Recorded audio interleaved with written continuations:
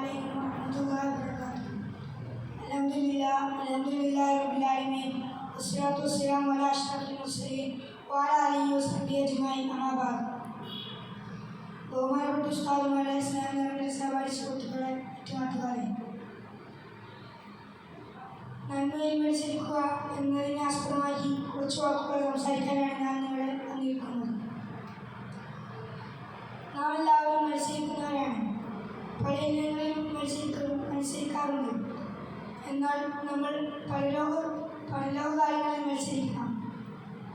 സ്വഹാബികൾ അങ്ങനെ മത്സരിച്ചിരുന്നു.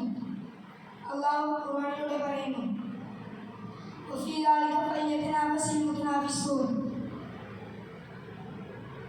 കിടമത്സരം നടത്തുന്നവൻ അതിൽ അഥവാ പരലോക കാര്യങ്ങളിൽ മത്സരിക്കട്ടെ.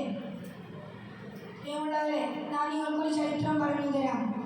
ഒരു ദിവസം നബിയുടെ സന്നിധിയിൽ കുറച്ച് അൻസാരികളായ സ്വഹാബികളെന്നോട് പറഞ്ഞു, ധനികരായ സ്വഹാബികൾ ഞങ്ങളെക്കാൾ സ്വതക്ക ചെയ്യാറുണ്ട്. ഞങ്ങൾക്ക് അതിനുള്ള കഴിവില്ല. ഞങ്ങൾ എന്താണ് ചെയ്യേണ്ടത്? അപ്പോൾ നബി തിരിച്ചു പറഞ്ഞു, നിങ്ങളെല്ലാവരും നമസ്കാരം നോക്കിയ ശേഷവും സുബ്ഹാനല്ലാഹ് 33 പ്രാവശ്യം, അൽഹംദുലില്ലാഹ് 33 പ്രാവശ്യം, അല്ലാഹു അക്ബർ 33 പ്രാവശ്യം ചൊല്ലുക.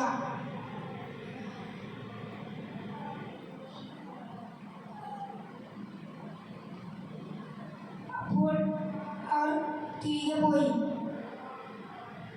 ഇങ്ങനെ എല്ലാ നമസ്കാരത്തിനും ശേഷവും ദിക്റുകൾ പതിവാക്കാൻ അല്ലാഹു തൗഫീഖ് നൽകുമാറാവട്ടെ. നബിയുടെ ചര്യകൾ പിൻപറ്റി ജീവിക്കാൻ അല്ലാഹു തൗഫീഖ് നൽകുമാറാവട്ടെ.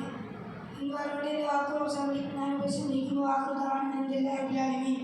അസ്സലാമു അലൈക്കും വറഹ്മത്തുള്ളാഹി വബറകാതുഹു.